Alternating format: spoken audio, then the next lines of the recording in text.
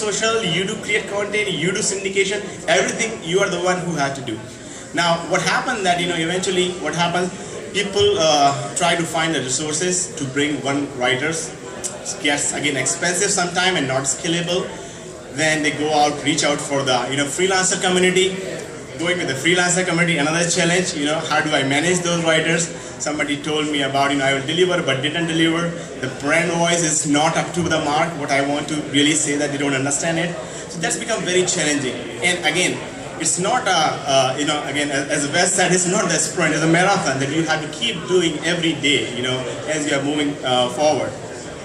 So I'll bring some of the, as I spoke about the challenges, make sure that in your editorial calendar, you identify those challenges that, while I will be doing the content production, I have to go through all the challenges, all the process of idea creation to identify the right keywords, create the interlink strategy.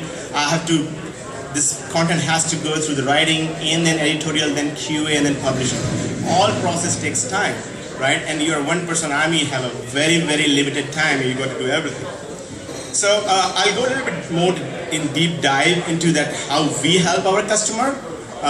So for example, the biggest challenge we have seen in writing the blogs and buying guide and how-tos, that what should be the topic, after a while you just run out of the ideas. So we use some of these tools like Topsy, Trackers, Event. SpyFu are my personal favorite because it gives you the landscape of your competition. It gives you that what your competition is doing, so you can go to SpyFu, find out what are the good articles or good blogs is being ranked on the Google for your space. So we use those tools externally. We also do the review of your website and identify the gaps. So you have your editorial calendar, which you would have